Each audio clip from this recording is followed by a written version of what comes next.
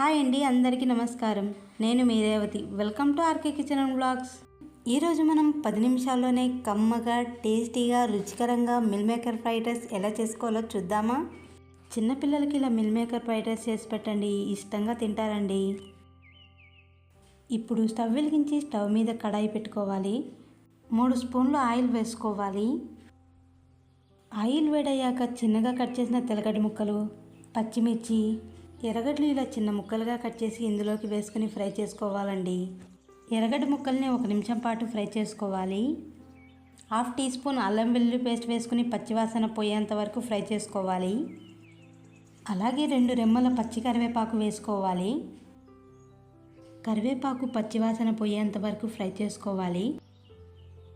ఎర్రగడ్డలు దోరగా ఫ్రై అయ్యాక ముందుగా కట్ చేసిన క్యారెట్ ముక్కలు, బీన్స్ ఇలా చిన్న ముక్కలుగా కట్ చేసి ఇందులోకి వేసుకొని ఫ్రై చేసుకోవాలండి. క్యారెట్ బీన్స్ ముక్కలు ఓవర్గా కుక్ చేసుకోవడం అవసరం లేదు. క్యారెట్ బీన్స్ ముక్కలు 1 నిమిషం పాటు ఫ్రై చేసుకోవాలండి. పొడుగుగా కట్ చేసిన క్యాప్సికమ్ ముక్కలు వేసి ఫ్రై చేసుకోవాలి. వీటిని 2 నిమిషాలు ఫ్రై చేసుకుంటే సరిపోతుంది. ముందుగా ఉడికించుకున్న పచ్చి బఠానీ, అలాగే ఇందులోకి ముందుగా ఉడికించుకున్న మిల్ మేకర్ వేసుకొని కలుపుకోవాలి. మంట లో ఫ్లేమ్లో పెట్టుకుని బాగా కలుపుకోవాలి. ముందుగానే అన్నాన్ని పొడిగా చేసుకుని పక్కన పెట్టుకోవాలండి.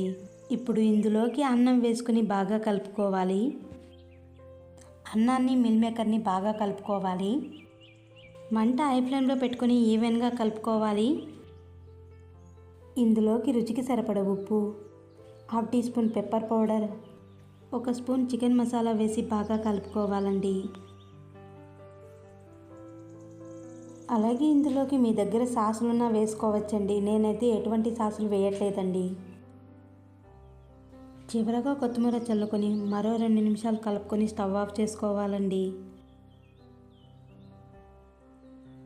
అంతేనండి, సింపుల్గా టేస్టీగా meal maker fried rice ready అయిపోయింది. ఒక ప్లేట్లోకి సర్వ్ చేసుకొని తినడమే. టేస్ట్ అయితే చాలా బాగుందండి.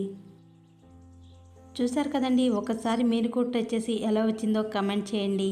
అలాగే ఈ వీడియో నచ్చితే లైక్ చేసి అండ్ మన ఛానల్ను సబ్స్క్రైబ్ చేసుకోండి friends. Thanks for the watching.